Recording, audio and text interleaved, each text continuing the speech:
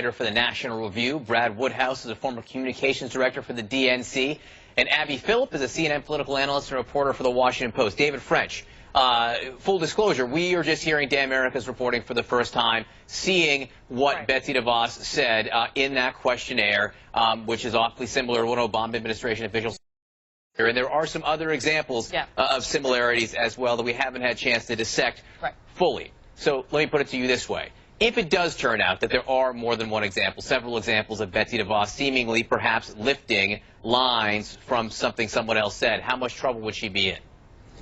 I mean, if it's large-scale plagiarism on the order of what you saw from Monica Crowley, it would be an issue.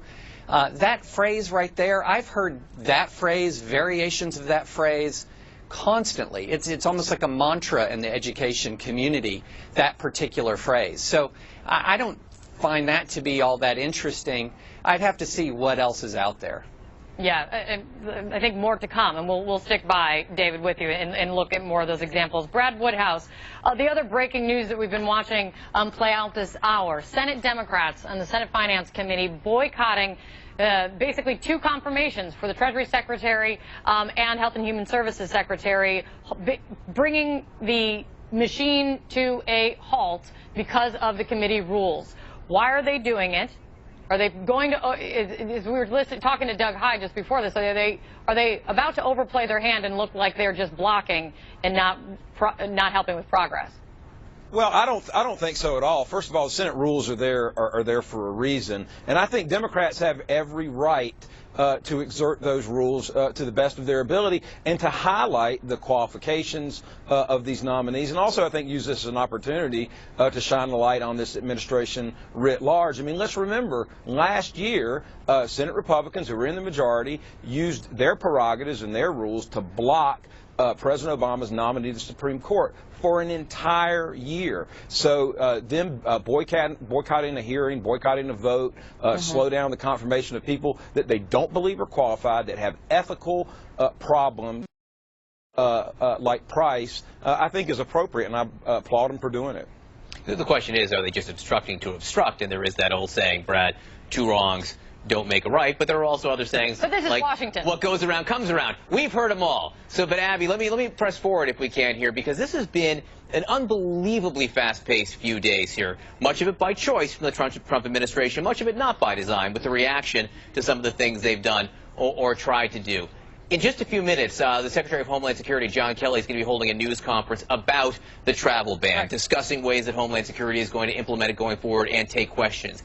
Is this a sign that the administration is trying to get ahead of some of this conflict that's been going on? Well, you see pretty clearly a signal from congressional Republicans about what they're willing to stick by the administration on and what they're not. And Paul Ryan earlier this morning said he supports the overall executive order, but he pointedly said that the rollout was not what it should have been. And I think that John Kelly is responding to widespread concerns among the Republicans that this rollout has been so messy that it's created more political problems for them. Even if, you know, they're going to stand by Trump on the foundations of this order, the way in which it was implemented in trapping green card holders and valid visa holders in the process isn't going to work. I mean, what we're seeing on the Hill right now is Democrats trying to adjust to the pace, but also they have to kind of get organized themselves around how far they want to go with dealing with Trump. And I think that this moment, these next 48 hours, will be a key test of how coalesced they can be around some of these issues, particularly the executive order, and what impact that'll have on Trump's nominees as well. I think, let's be honest, I think Republicans on Capitol Hill are also trying to adjust to the pace that this White House is moving. David, you are no fan of Trump. I mean, in fact, obviously, we spoke with you many times. You seriously considered running against him in the presidential race because of it. But your reaction to this travel ban and the protests and backlash afterward, you say it's overblown. Why?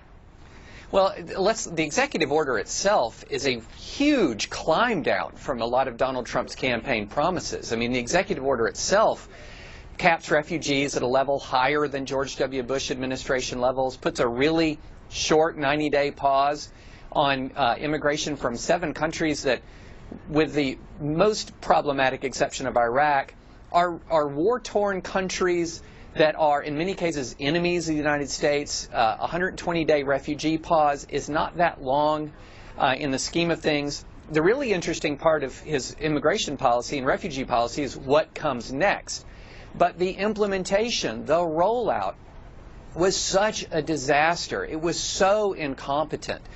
You know, the protests at the airports, for example, all of that was entirely avoidable.